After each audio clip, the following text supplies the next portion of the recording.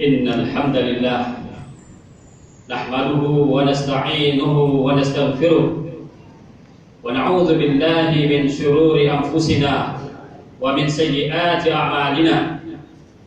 May yahdihillahu fala mudilla lahu wa may yudlilhu fala hadiya lahu. Wa ashhadu an la ilaha illallah wahdahu la syarika lahu wa ashhadu anna Muhammadan abduhu wa rasuluh alladzi la nabiyya ba'da. Allahumma shalli wa sallim wa barik ala nabiyyina Muhammad wa ala alihi wa sahbihi wa man tabi'ahum bi ihsanin ila yaumiddin. Amma ba'd, ayyuhal muslimun, usikum wa iyaya bi taqwallahi 'azza wa jalla. Faqad faza al-muttaqun. Qala Allah Ta'ala, ya ayyuhalladzina amanu taqullaha haqqa tuqatih wa la tamutunna illa wa antum muslimun. Wa qala 'azza wa jalla, ya ayyuhan nasu taqu rabbakum alladzi khalaqakum min nafsin wahidah wa khalaqa minha zawjaha wa batha minhuma rijalan katsiran wa nisaa'a wattaqullaha alladzi tasaaluna bihi wal arham innallaha kana 'alaykum raqiba. Wa qala 'azza wa jalla, ya ayyuhalladzina amanu taqullaha wa qulu qawlan sadida yuslih lakum a'malakum wa yaghfir lakum dhunubakum wa may yuti'illaha wa rasulahu faqad faza fawzan 'azima. Ma'asyiral muslimin rahimakumullah. Judul khutbah kita pada hari Jumat yang mulia ini adalah aturan salat berjamaah. Ma'asyiral muslimin rahimakumullah. Dalam salat itu ada aturannya. Semua ibadah itu ada aturannya yang dibuat oleh Rasulullah SAW lewat hadis-hadis beliau dan lewat sunnah-sunnah beliau. Karena beliaulah yang berhak untuk membuat aturan dalam ibadah melalui wahyu dari Allah Subhanahu wa taala, baik melalui Al-Qur'an maupun melalui sunnah beliau. Maka termasuk juga dalam persoalan sholat juga ada aturannya. Banyak aturannya. Namun saya hanya menyebutkan dua saja pada kesempatan yang singkat ini, yang dimana kedua aturan ini banyak dilanggar oleh kaum muslimin, baik sengaja atau tidak sengaja, baik tahu atau tidak tahu. Maka perlu pada khutbah kali ini, topik ini kita sampaikan dan kita bahas agar semua kita paham dan mengerti bagaimana aturan salat berjamaah itu sesuai dengan sunnah dan petunjuk Rasulullah SAW, agar ibadah kita diterima oleh Allah SWT, agar ibadah kita berkah, agar ibadah kita ini mendapatkan pahala yang sempurna. Kaum muslimin yang dimuliakan Allah Subhanahu wa taala. Yang pertama adalah persoalan atau aturan sutrah, pembatas salat. Yang kedua adalah aturan saf. Baik, yang pertama adalah aturan sutrah atau pembatas salat. Dianjurkan, bahkan menurut sebagian ulama diwajibkan untuk membuat pembatas salat atau disebut dengan sutrah. Memang ulama ada yang mengatakan sunnah dan ada yang mengatakan pula wajib. Berdasarkan sabda Rasulullah SAW, "Idza shalla ahadukum falyusalli ila sutratin wal yadu minha." Jika salah seorang di antara kalian salat, maka hendaklah dia itu salat di depannya itu ada pembatas atau sutra, dan hendaklah dia mendekati pembatas tersebut, dekat, jangan jauh-jauh. Nah, ini adalah dalil diperintahkannya kita untuk membuat sutra di depan kita yang sholat, baik sholat sunat maupun sholat wajib. Kemudian dalam hadis yang lain atau dalil yang lain, Rasulullah SAW bersabda, "Idza shalla ahadukum falyastatir walau bisahmin." Jika salah seorang di antara kalian sholat, maka hendaklah dia itu membuat pembatas, walaupun cuma satu anak panah, satu saja, tancapkan. Walaupun demikian, itu yang diperintahkan oleh Rasulullah SAW. Maka berdasarkan perintah Rasulullah SAW ini, maka para ulama sepakat ini adalah aturan salat. Bahkan ada yang mengatakan sunat, ada yang mengatakan bahkan wajib, karena ini perintah. Al-aslu fil amri lil wujub idza badala dalilu ala khilafihi. Kaidah yang populer dalam usul fiqh. Pada dasarnya perintah itu adalah wajib, kecuali kalau ada dalil lain yang mengatakan tidak wajib. Nah, ini terjadi perbedaan pendapat ulama tersebut. Namun terlepas kepada demikian, yang jelas ini adalah perintah Rasulullah. Selaku umat Rasulullah, kita cinta kepada Rasulullah, kita mengaku cinta, kita mengaku mengikuti Rasul, maka sudah sepatutnya kita sami'na wa ata'na, kita dengar dan kita patuh kepada perintah Rasulullah Sallallahu Alaihi Wasallam. Meskipun menurut sebagian ulama yang lain menurut sebagian ulama adalah sunnah, tapi ini adalah perintah juga. Walaupun sunnah perintah, kalau cinta Rasul, maka yang sunnah pun harus dilakukan, mesti dilakukan. Karena kita cinta Rasulullah, bukti bahwa kita cinta Rasulullah, yang sunat-sunat itu juga kita lakukan, jangan kita tinggalkan. Karena itu akan menambah pahala kita, dan itu pula yang akan menutupi segala kekurangan ibadah-ibadah kita yang mungkin rusak atau kurang pahalanya, maka pahala sunat itu yang akan menutupinya. Kalau tidak ada pahala sunat, dari mana lain yang akan menutupi kekurangan ibadah kita, apalagi maksiat kita. Kaum muslimin yang dimuliakan Allah Subhanahu wa taala. Jadi meletakkan sesuatu di depannya orang yang sholat atau yang disebut sutrah ini ada perintah Rasulullah. Apa saja boleh. Baik itu kalau ada meja boleh, kalau ada kursi boleh, apa saja ada. Kalau ada apa saja yang pokoknya yang tinggi, yang menampak bahwa itu adalah pembatas sholat. Maka yang lebih baik, paling baik adalah dinding-dinding yang ada di depan kita. Dinding-dinding itu bisa jadikan sutra, seperti yang dilakukan, dan tiang-tiang masjid, seperti yang dilakukan oleh para sahabat radhiyallahu anhum dan ulama salafus saleh. Mereka menjadikan tiang-tiang masjid ataupun dinding-dinding masjid di depan kita ini untuk sebagai sutra atau pembatas salat. Maka carilah dinding, carilah tiang. Kalau kita mau salat sendirian, atau baik itu salat sunat atau salat wajib, itulah aturan yang dibuat oleh Rasulullah Sallallahu Alaihi Wasallam. Kalau tidak ada, bagaimana? Sudah penuh. Cari yang lain yang bisa menutupi. Apa saja boleh, celengan boleh, letak saja di depan. Nggak ada lain, peci juga boleh, letak di depan. Nggak ada lain, sudah nggak ada peci juga.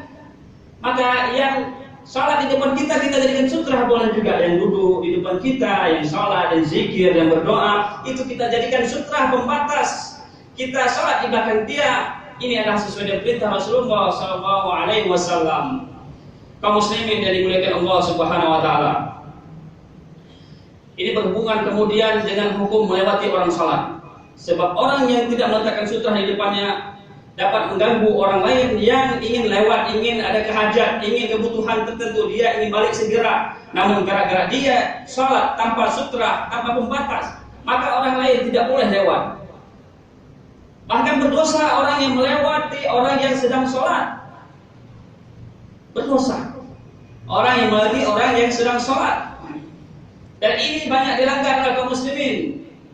Makanya ini perlu saya sampaikan, sutra itu banyak ditinggalkan. Banyak orang yang tidak paham. Maka perlu dibicarakan topik ini seperti khutbah kali ini. Sehingga ada juga dari saf pertama selesai salat mau salat sunat ke belakang, dia melewati saf kedua yang sedang salat masbuk, tidak merasa salah dan tidak merasa aib. Padahal dosa, bukan aib lagi, dosa besar hukumnya melewati orang salat. Padahal orang yang di sampingnya itu adalah orang-orang yang zikir dan doa, melewatinya tidak berdosa.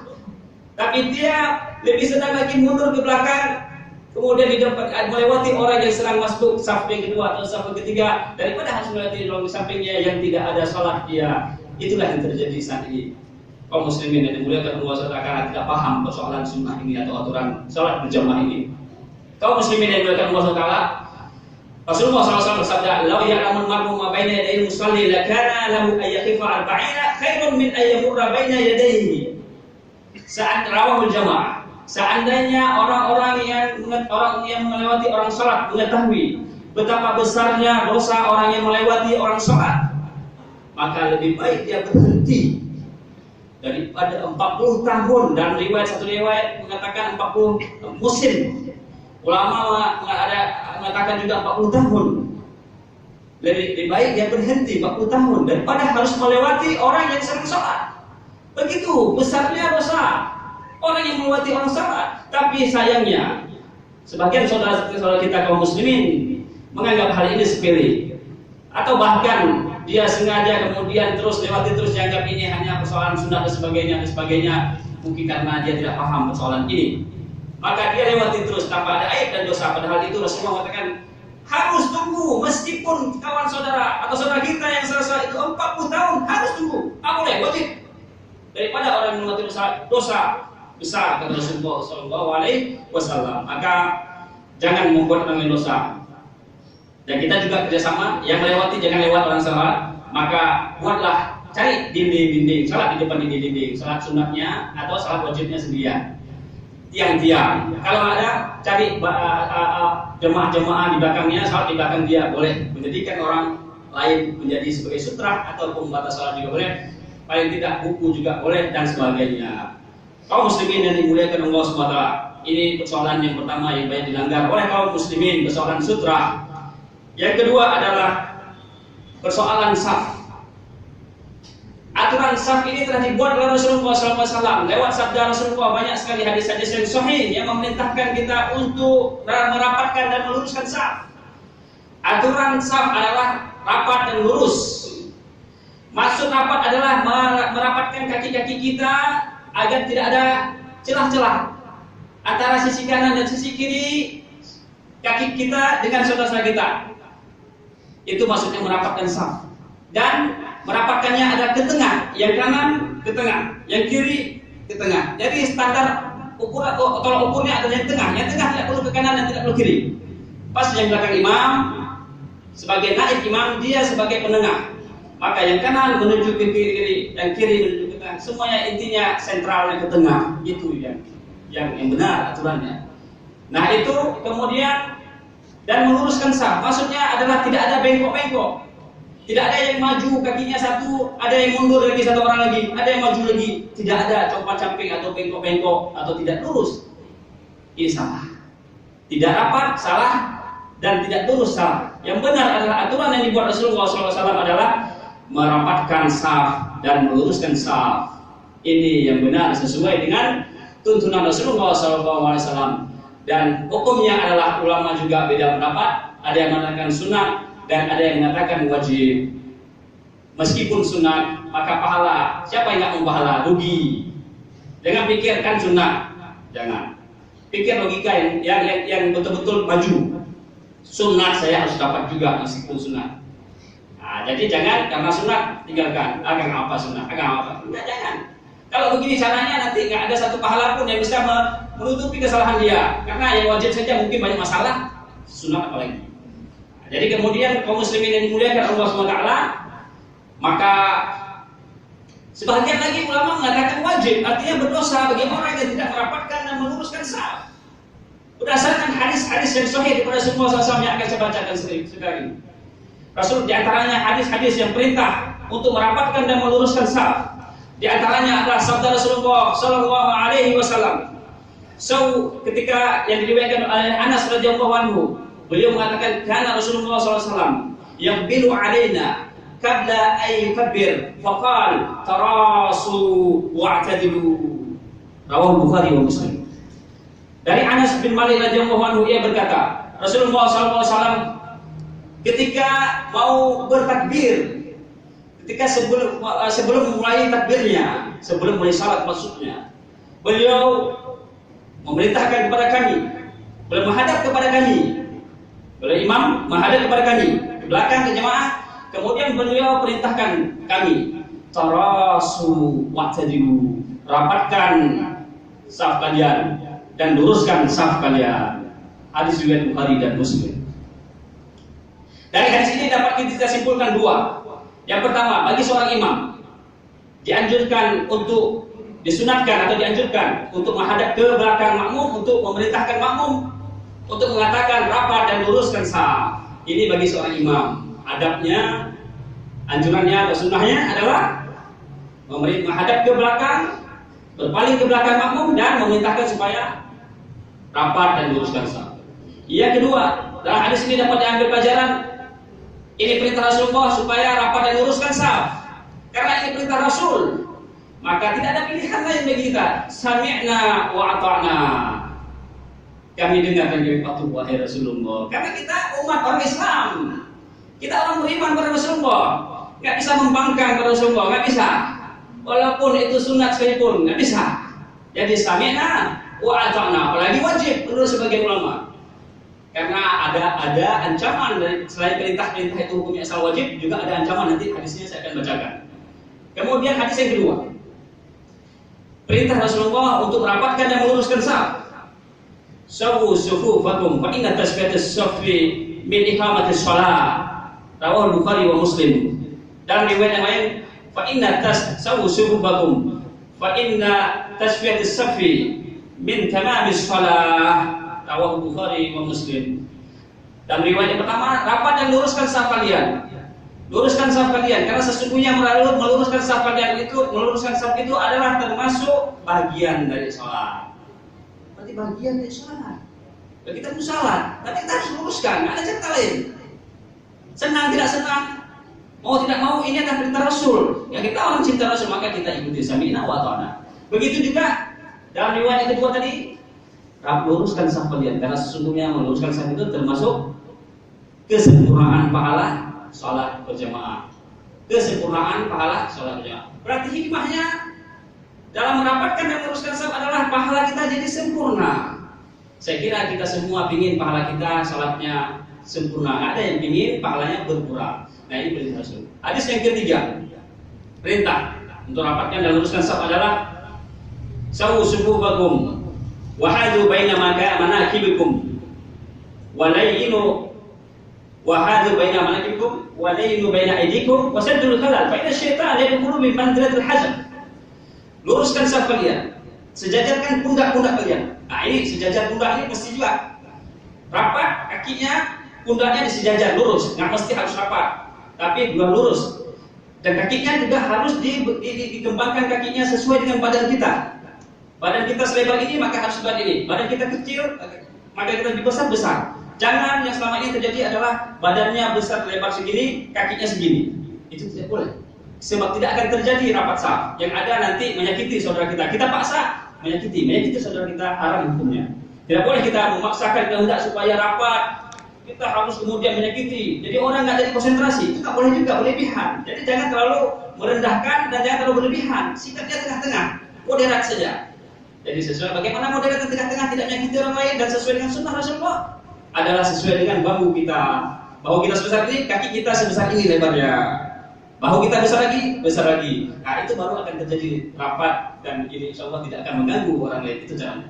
Hadisnya adalah saya terjemahkan tadi.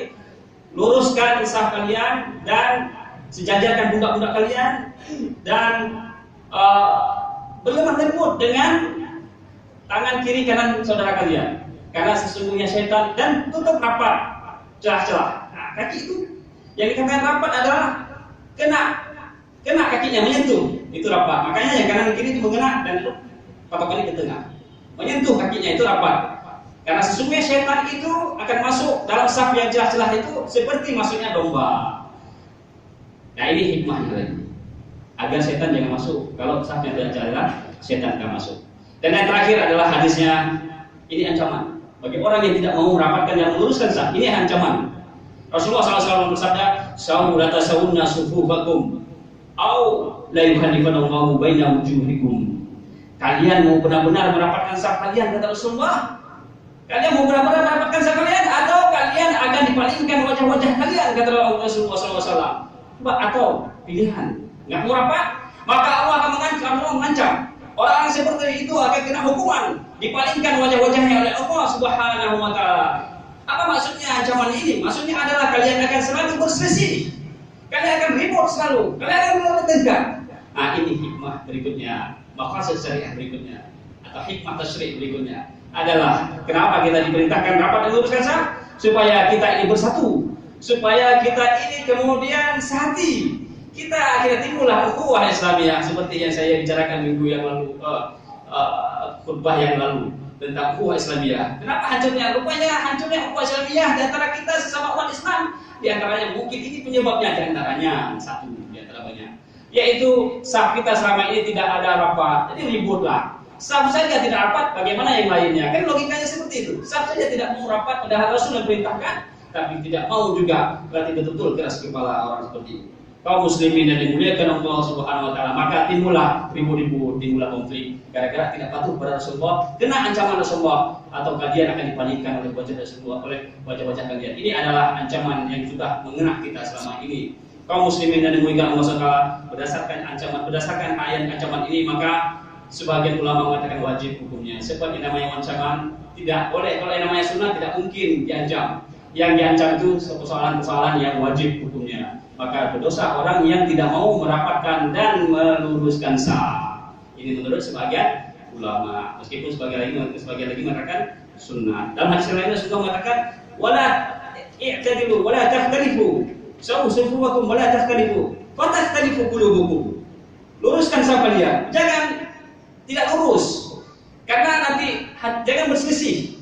Nanti sebab hati kalian akan berselisih. Nah, ini yang cuma sama seperti hadis yang saya bacakan tadi. Kaum muslimin yang dimuliakan Allah Subhanahu wa Ta'ala, dua aturan ini banyak dilanggar oleh kaum muslimin. Maka patut kita sampaikan pada khutbah hari ini, dan mudah-mudahan yang mendengarnya dapat menyampaikan kepada yang lain, sehingga aturan yang dibuat oleh Rasulullah SAW atau tuntunan Rasulullah atau sunnah Rasulullah SAW ini dapat kita amalkan, dan kita semoga ibadah kita diterima oleh Allah Subhanahu wa Ta'ala. Meskipun ini bukan persoalan rukun atau wajib, tapi semoga ibadah kita lebih berkah dan lebih berpahala sempurna, insyaallah, seperti yang disebutkan oleh Rasulullah SAW bagi orang yang mau merapat dan meluruskan saf. Barakallahu li wa lakum fil Qur'anil 'azim wa nafa'ani wa iyyakum minal ayati wa dzikril hakim wa taqabbala minni wa minkum tilawatahu innahu huwas samii'ul 'aliim.